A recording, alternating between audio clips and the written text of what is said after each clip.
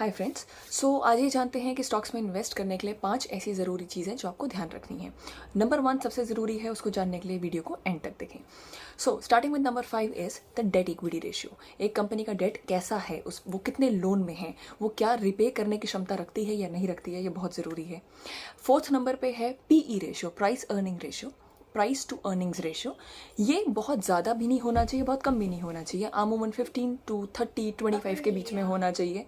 और उसके अलावा अगर ये नेगेटिव में जा रहा है that means company is losing on money. Number 3 पे है वर्किंग ऑपरेशंस। कंपनी किस चीज़ में काम कर रही है, कंपनी की मोनोपोली किस चीज़ में है, कंपनी क्या एवरग्रीन काम कर रही है कि नहीं, ये जानना बहुत ज़रूरी है क्योंकि लंबे समय तक ये बहुत ज़रूरी है और कंपनी का गुडविल और मार्केट का एरिया जानने के लिए।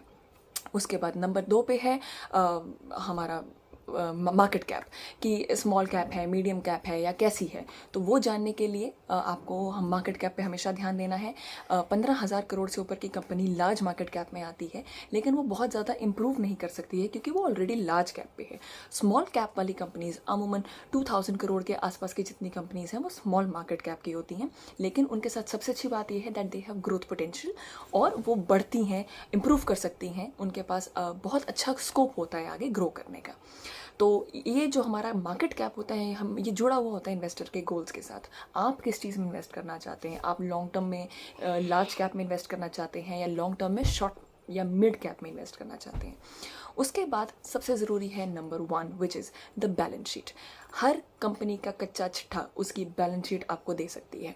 इसीलिए बहुत सारे लोग, क्योंकि वो लेमैन भाषा में बैलेंस शीट नहीं समझ सकते हैं, आप अगर उसके सिर्फ एसेट्स और लाइबिलिटीज़ भी चेक करेंगे तो आपको समझ में आएगा कि एक कंपनी के अगर एसेट्स ज़्यादा हैं तो ऑब्वियसली उस कंपनी के पास अच्छा है, उसका प्रॉफिटेबिलिटी, उसका रिटर्न, या उसके पास वो एक स्ट्रॉन्ग कंपनी है, एक पोटेंशियल वाली कंपनी है।